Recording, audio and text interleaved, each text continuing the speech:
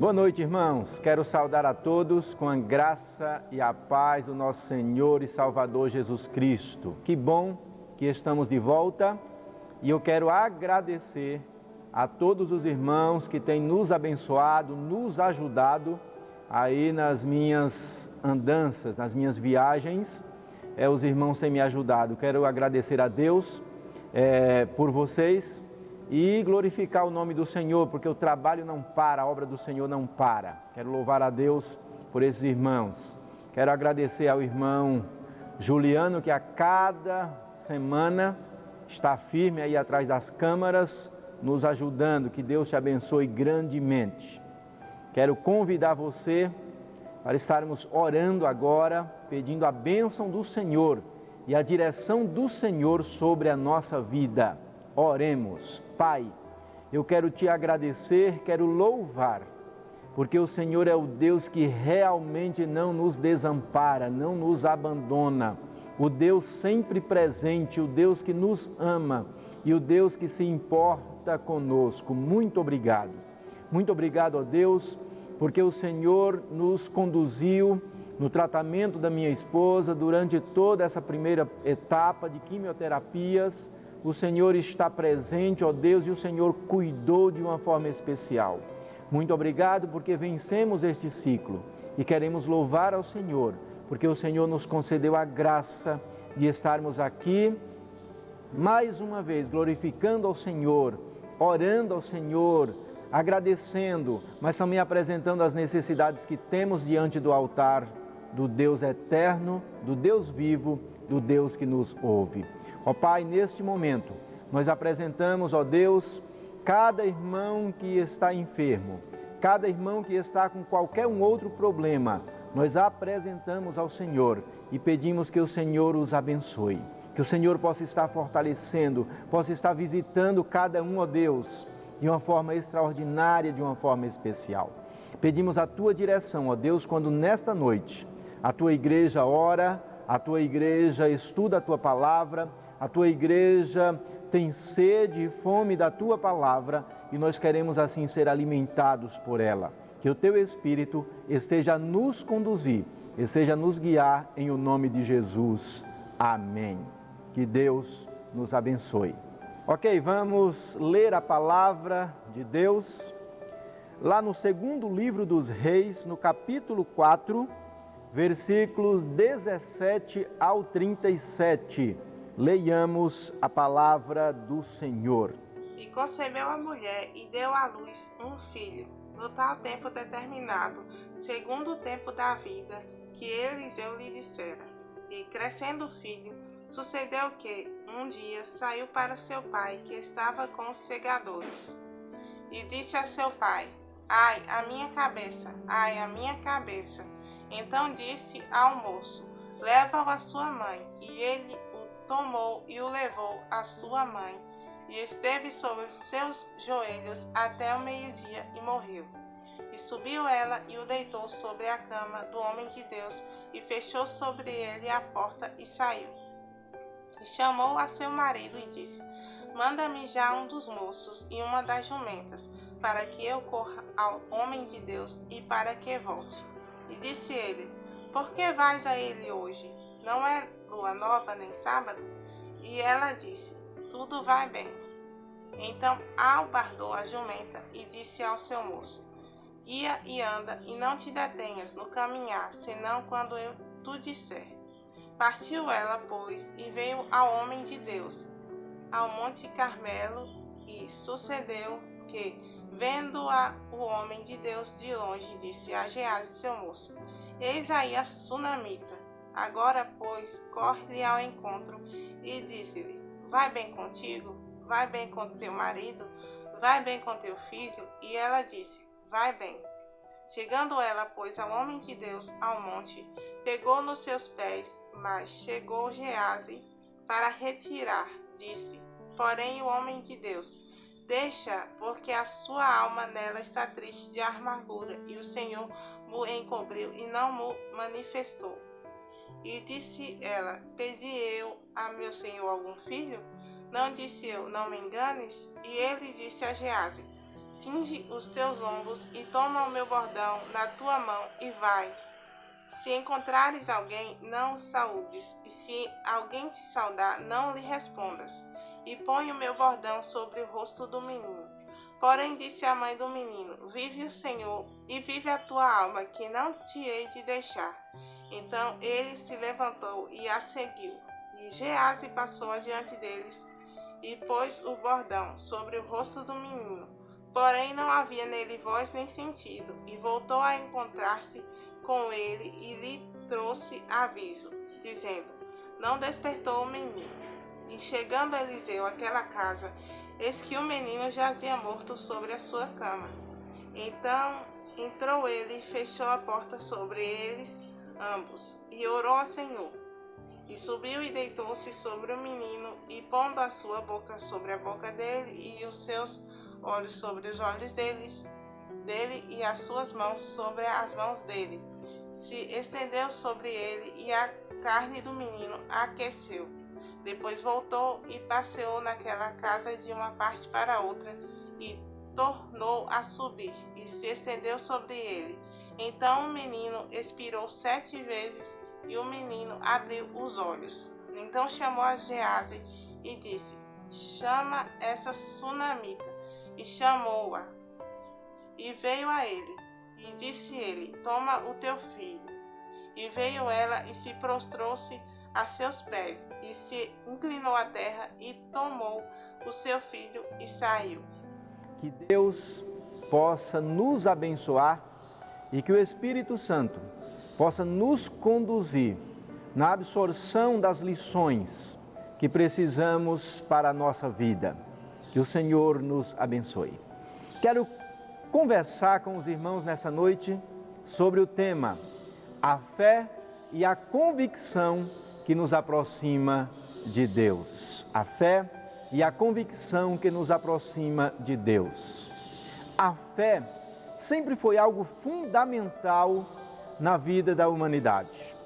E isso independe do momento que estamos vivendo, se bonança ou necessidade, se saúde ou enfermidade. E acima de tudo, em Hebreus, no capítulo 11, versículo 6, diz, sem fé é impossível agradar a Deus, pois quem dele se aproxima precisa crer que ele existe e que recompensa aqueles que o buscam. Precisamos rever nosso conceito de fé que temos.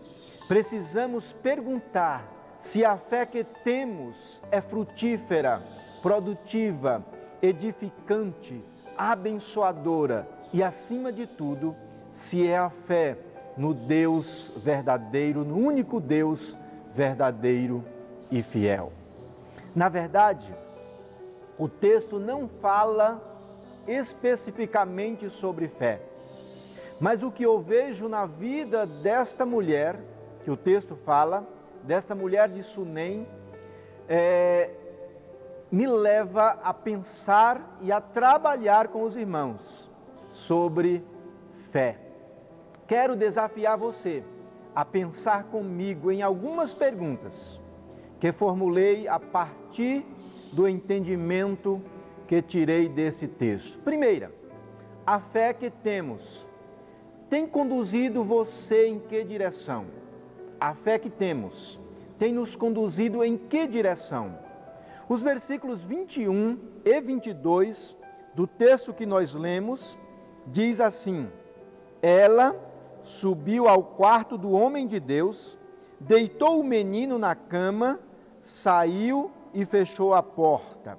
Ela chamou o marido e disse: preciso de um servo e de uma jumenta para ir falar com o homem de Deus e volto logo. Interessante que o texto está aqui relatando algo que acontece. O texto apresenta Eliseu como sendo homem de Deus, um profeta vindo da parte de Deus. E aquela mulher lá de Sunem, ela o apresenta dizendo o santo homem de Deus. E no versículo 20 desse mesmo capítulo 4, registra aí algo trágico, a morte do menino, do único filho que aquela mulher tinha. E esse filho vindo de uma promessa que o homem de Deus, Eliseu, junto com o seu servo, eles ali conversando, eles fizeram uma promessa para aquela mulher.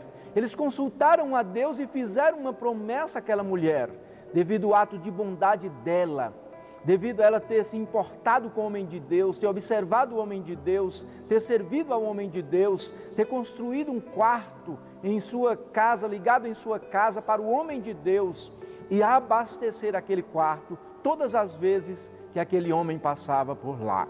Baseado nisso, aquele homem, aquele profeta Eliseu, ele vai lá e conversa com Geazi, saber o que eles podiam fazer por aquela mulher. E vendo que ela não tinha filhos, seu marido já era velho, eles prometem um filho àquela mulher. E eles prometem ali em acordo com a vontade de Deus. Com certeza eles consultaram a Deus e eles estavam ali na cobertura da presença do Senhor. E a partir desse acontecimento trágico, mas real na vida daquela mulher, ela tem uma atitude e ela começa a tomar uma direção. O versículo 21 que lemos diz que ela foi para o quarto do homem de Deus e lá deixou o seu filho morto. Preste atenção. Primeiro ela observa a vida do homem de Deus. Ela serve o homem de Deus. E agora, em meio a uma dificuldade, a uma crise muito grande, ela vai na direção do quarto do homem de Deus. O versículo 22 diz que ela, depois de falar com seu marido, vai procurar o homem de Deus. Interessante, se nós estamos aqui pensando na pergunta, a fé que temos tem nos conduzido em que direção? É importante estarmos observando os passos daquela mulher. Em que direção ela estava indo agora? A segunda pergunta que eu faço nesta reflexão é: a fé que temos tem nos trazido tranquilidade em meio aos problemas? A fé que temos tem nos trazido tranquilidade em meio aos problemas? Versículo 23 do texto que lemos diz assim: ele perguntou, mas por que hoje? Ou seja, o marido daquela mulher perguntou, mas por que hoje? Não é lua nova, nem sábado. Ela respondeu, não se preocupe. Observemos aqui que esse versículo registra algo que podemos até achar normal, mas eu creio que era a confiança daquela mulher, que aquela mulher tinha em Deus, que lhe deu tamanha tranquilidade. Esse versículo que registra o diálogo daquela mulher, a vontade daquela mulher e a prestação de contas dela para com seu marido, dizendo que precisava ver o homem de Deus, precisava ir atrás do homem de Deus, estava acontecendo depois dela deixar o seu único filho morto ali no quarto do homem de Deus. E então o seu marido não observou nenhuma lágrima nos seus olhos, não observou nenhuma tristeza no seu rosto, não observou aí nenhum desequilíbrio no seu emocional. Quando estamos pensando nessa pergunta, se a fé que temos tem nos conduzido em tranquilidade, em meio às dificuldades, precisamos observar todo o comportamento dessa mulher e as atitudes dela.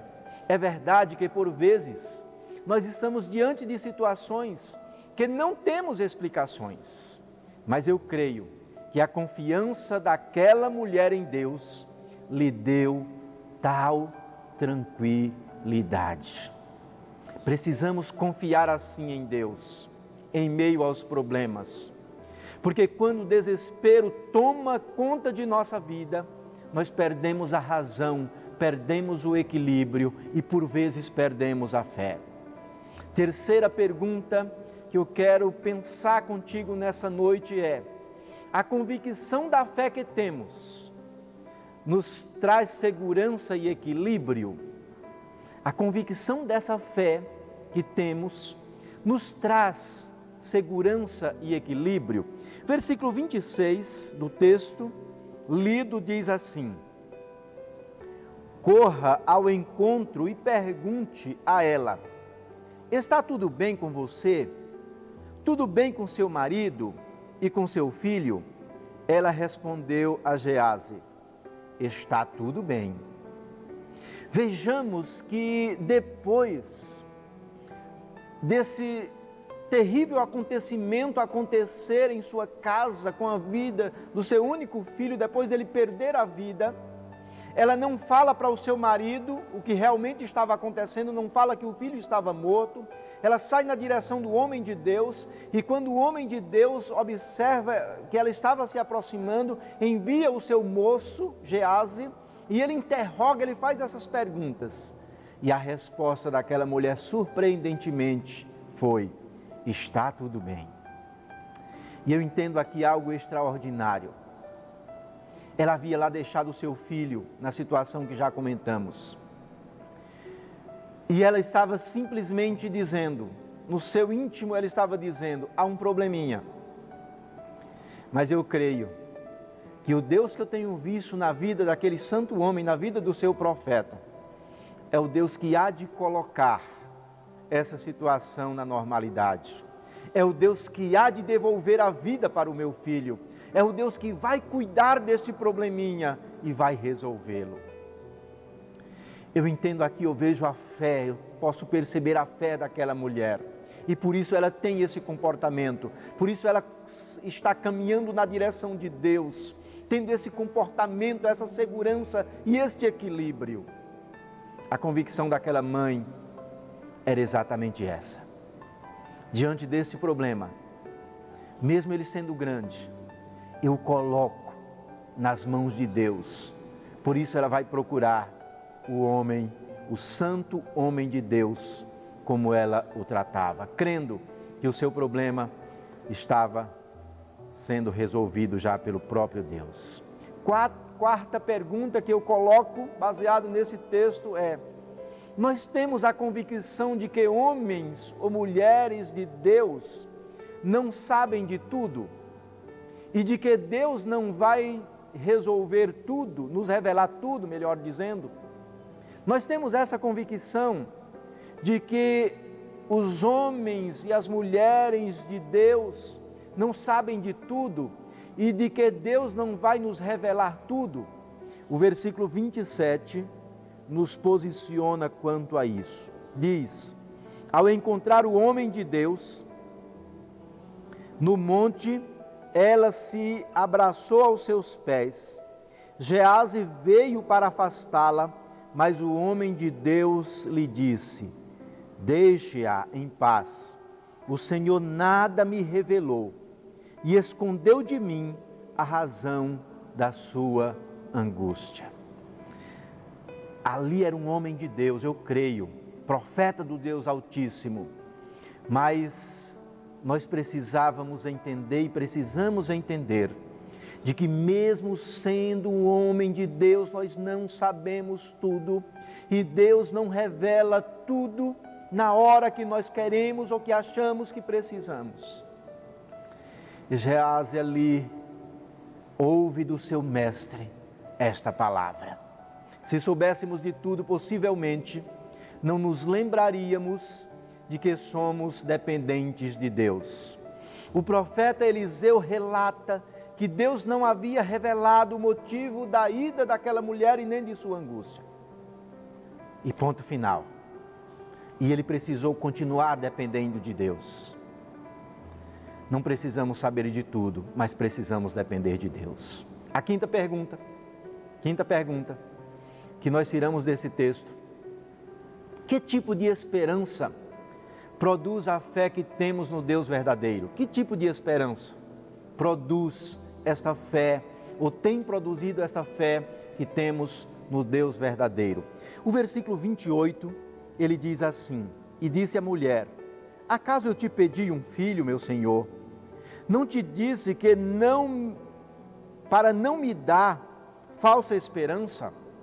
O texto diz assim: A declaração que a mulher fez ao profeta mostra que antes ela não tinha nenhuma esperança na questão de ser mãe, na questão de ter filhos. E quando Deus age na vida dela através do profeta, ela foi convencida de que de fato Deus traz esperança. Ela passa a confiar em Deus e o procura em sua necessidade. Deve ser uma esperança que nos leve a apenas esperar no agir de Deus. A nossa fé deve produzir em nós uma esperança assim, que nos leve a esperar em Deus. Ali estava Gease esperando em Deus, ali estava o profeta esperando em Deus, já que Deus não havia falado nada, não havia revelado, e estava aquela mulher esperando em Deus. É a nossa situação. Estamos esperando em Deus em tempos tão difíceis. Sexta questão que nós tiramos desse texto. Você sabia que quando unimos nossa fé, isso nos traz segurança? Você sabia que quando unimos a nossa fé, isso nos traz segurança? O versículo 30 vai dizer exatamente isso.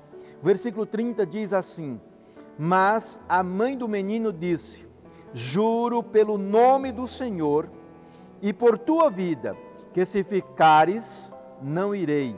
Então ele foi com ela. O fato aqui é que Gease estava sendo enviado por Eliseu para resolver aquele problema. Mas quando a mãe daquele menino percebe ali que apenas o profeta estava mandando o seu moço, ela diz assim: nós precisamos unir a nossa fé. Você precisa ir, ela faz essa declaração do versículo 30. O profeta havia designado o seu moço para resolver aquele problema. A mulher parece estar certa quando ela exige a presença do profeta. Os versículos 31 a 35 mostram que o profeta teve que fazer e refazer os procedimentos para que o menino ressuscitasse. Deus está querendo agir em nossa vida. Vamos colocar nossa fé somente nele? Vamos procurá-lo? Vamos sair na direção dele? Última pergunta que eu quero aplicar para a nossa vida é: que resultado estamos esperando baseado na fé que temos atualmente? Que resultado estamos esperando? Os versículos 36 e 37, eles vão mostrar exatamente isso. O versículo 36 mostra que a mãe estava fora do quarto esperando o resultado, esperando no que aquilo ia dar. E o texto não fala ali, não mostra nenhum desespero dela, não mostra nenhuma expectativa. O que podemos acompanhar baseado no texto é que ela estava ali com fé, confiante e esperando no agir de Deus. No entanto, é muito importante percebermos algo interessante desde o começo do texto. Toda a movimentação daquela mulher foi na direção de Deus. Ela vai na direção do quarto, depois ela vai na direção do homem de Deus, depois ela traz o homem de Deus até onde estava o seu filho morto. Portanto, eu não tenho nenhum problema, nenhuma dificuldade em afirmar que ela estava esperando o milagre de Deus na vida do seu filho. Procuremos Deus com fé, aguardemos o agir de Deus. Estamos vivendo tempos difíceis? Sim, precisamos estar indo na direção de Deus, precisamos procurar a Deus com fé e precisamos esperar confiantemente nele. Convido você para estarmos andando na direção de Deus, na direção à sua obediência, na direção do seu milagre em nossa vida. Vamos orar com a irmã Eunice. Oremos ao Senhor. Senhor, nosso Deus, nosso Pai que está no céu, bendito seja o teu nome, meu Senhor, para sempre seja louvado. Obrigado, Senhor, porque estou aqui mais uma vez para bendizer o teu nome. Obrigado pelo dia que passou. Obrigado por minha família, Senhor. Eu te agradeço por todas as maravilhas que o Senhor concede em nossas vidas, Pai. E agora, Paizinho, eu venho te pedir pela minha cidade, Senhor, que o Senhor abençoe essa cidade, Senhor, que o Senhor visita, meu Pai, os hospitais, Senhor, onde estiver, meu Pai, as enfermidades, Senhor, que o Senhor põe tua mão poderosa sobre elas, meu Pai. Também, Pai, o Senhor abençoa aqueles que estão em seus lares, meu Pai. Que o Senhor dê sabedoria, meu Pai, a cada um, meu Senhor. Abençoa a equipe da saúde, abençoa os médicos, abençoa essa cidade, meu Senhor. Abençoa as autoridades, abençoa os governantes, meu Pai, dessa cidade, meu Senhor. Abençoa o Piauí, abençoa o Brasil, abençoa, Pai, teu povo, Senhor. Abençoa a igreja, Senhor. Abençoa teus servos, pastor e família, meu Deus.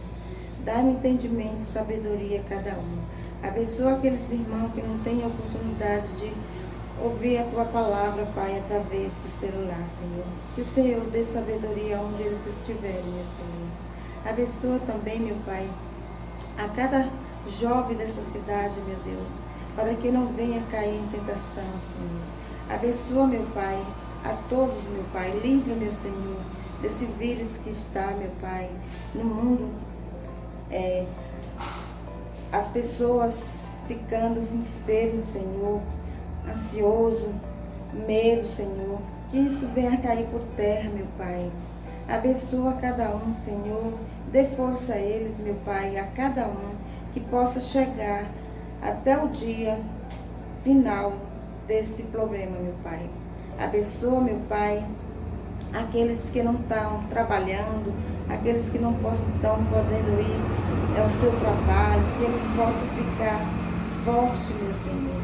Tira o medo, tira a ansiedade, tira a angústia de cada um, meu Senhor.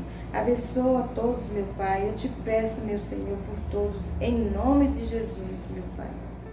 Que Deus te abençoe, que Deus te ajude em tempos difíceis, que você possa procurar o único Deus que pode te ajudar, que tem te ajudado, continuará te ajudando. Que Ele te abençoe, te dando um restante de semana abençoado. Que Ele nos dê a sua proteção. Em nome de Jesus, nós oramos e agradecemos a todos.